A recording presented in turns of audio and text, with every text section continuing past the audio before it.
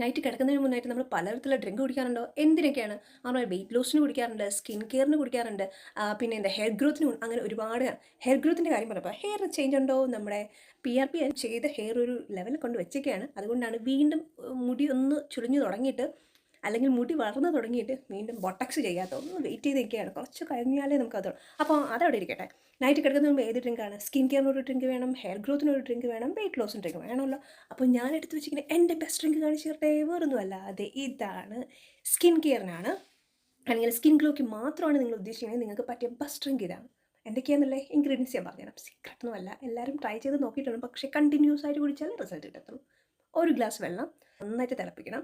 അതിനുശേഷം ഒരു ഗ്ലാസ്സിലേക്ക് കുറച്ച് മഞ്ഞൾപ്പൊടി എന്ന് പറഞ്ഞാൽ 1/4 സ്പൂൺ വരുന്ന മഞ്ഞൾപ്പൊടി എടുക്കുക. മഞ്ഞൾപ്പൊടിയുടെ ഇമ്പോർട്ടൻസ് നമുക്കറിയാം. നമ്മുടെ സ്കിന്നിനായാലും അതുപോലെ തന്നെ സ്റ്റൊമക്ക് പ്രോബ്ലംസിനും മഞ്ഞൾപ്പൊടി നല്ല. ആൻറ്റി ഏജിങ്ങിനും ബെസ്റ്റ് ഏതാണ്? ഫേസിന് മാത്രമല്ല, അകത്തോട്ട് കഴിക്കാനും നല്ലത് മഞ്ഞൾപ്പൊടിയാണ്. അതെടുക്കുക. പിന്നെ വേണ്ടത് കുറച്ച് ഒരു 1/4 സ്പൂൺ വരുന്ന അളവിന്, അതിന് കുറച്ച് മതി, അതിനപ്പുറം വേണ്ട, അതിന് കുറച്ച് മതി. നമ്മുടെ പെരിഞ്ചീരകം എടുക്കുക. ഇത് രണ്ടും എടുക്കുക. പിന്നെ വേണ്ടത് 2 ഏലക്ക, അതിനപ്പുറം വേണ്ട, ഏലക്ക ഒന്ന് ചതച്ചിട്ടാൽ മതി. ഇത് മൂന്നും കൂടെ ഇട്ടതിന് ശേഷം നന്നായിട്ടൊന്ന് ഒരു എന്താ പറയുക, തണുക്കുന്നവരെ ഏകദേശം ഒരു ചെറു ചൂടാവുന്നത് വരെ ഇതിലിട്ടേക്ക് വെച്ചേക്കുക. ഇട്ടുമ്പോൾ ഞാൻ അരിച്ചിട്ടില്ല, ജസ്റ്റ് അത് ഡൗൺ അരി കിടപ്പുണ്ട്, വെള്ളം മാത്രമാണ് പുറത്തുനിന്ന്. അപ്പോൾ ഇതിങ്ങനെ ഈ രീതിയിൽ ഡെയിലി കിടക്കുന്നതിന് ഒരു അരമണിക്കൂർ മുമ്പ് കുടിക്കുക. നിങ്ങൾ ശീലിച്ച് നോക്കി, നിങ്ങളുടെ സ്കിൻ കളറല്ല ഞാൻ ഉദ്ദേശിച്ചത്, സ്കിൻ ഗ്ലോ എന്ന് പറയുന്നത് നമ്മുടെ കളറുള്ളതിൽ ഒന്ന് മെയിൻറ്റെയിൻ ചെയ്ത് കൊണ്ടുപോകാൻ ബെസ്റ്റ് വണ്ണാണ്.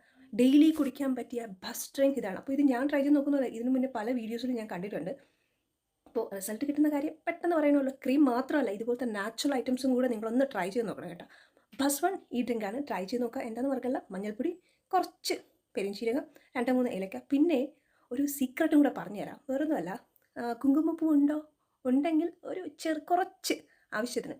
കോസ്റ്റ്ലി ആയ സാധനമാണ്, വേണ്ട. ഉണ്ടെങ്കിൽ മാത്രം ചേർക്കുക. നിങ്ങളിപ്പോൾ കാശ്മീരാണ്, അങ്ങനത്തെ ഏരിയയിൽ താമസിക്കുന്നവരാണ് എങ്കിൽ അവിടെയൊക്കെ കിട്ടും, ഡെഫിനറ്റായിട്ട് കിട്ടും. നമ്മുടെ ഇവിടേക്കാണ് അത് കോസ്റ്റ്ലി ആയിട്ട് വരുന്നത്. അപ്പോൾ നമുക്കിത് മൂന്നും മതി. അങ്ങനെയുള്ളവർക്ക് ഇതും കൂടെ ആഡ് ചെയ്താൽ കുറച്ചുകൂടെ റിസൾട്ട് വരും. പക്ഷെ ഒന്ന് ട്രൈ ചെയ്ത് നോക്കുക. എനിക്കൊരാൾ കൊണ്ടുവന്നതാണ് കേട്ടോ, കാശ് കൊടുത്ത് വാങ്ങിയല്ല. അപ്പോൾ ഞാനൊരു 1 മാസത്തോളം ട്രൈ ചെയ്ത് നോക്കി. പക്ഷേ നല്ലൊരു ചേഞ്ച് ആയിരുന്നു കേട്ടോ. അതും കൂടെ ഇട്ടപ്പോൾ ഇതിനേക്കാളും ചേഞ്ച് ആയിരുന്നു. അപ്പോൾ എന്നാലും ഇത് നിങ്ങൾക്ക് റിസൾട്ട് കിട്ടും. ബെസ്റ്റ് വണ്ണാണ്.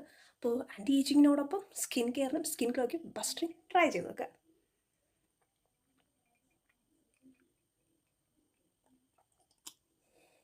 കംപ്ലീറ്റായി. ഇത് മാത്രം മതി, ട്രൈ ചെയ്യാൻ മറക്കരുത്. അതുപോലെ തന്നെ ഒരു കണ്ടിന്യൂസ് ആയിട്ട് 1 മന്ത് യൂസ് ചെയ്തതിന് ശേഷം റിസൾട്ട് പറയാൻ മറക്കണ്ട. സ്റ്റാർട്ട് ചെയ്യുന്ന ടൈമിൽ നിങ്ങളുടെ ഫോട്ടോ ജസ്റ്റ് എടുത്ത് വെച്ചേക്കുക. അതിനുശേഷം 1 മാസം കഴിഞ്ഞ് കണ്ടിന്യൂസ് ആയിട്ട് യൂസ് ചെയ്തിട്ട് പിക്ചറും കൂടെ നോക്കുക. ആ ഒരു ചേഞ്ച് നിങ്ങൾക്ക് നന്നായിട്ട് അറിയാൻ പറ്റും. ഓക്കെ, അപ്പോൾ ബൈ, വീണ്ടും കാണാം നാളെ.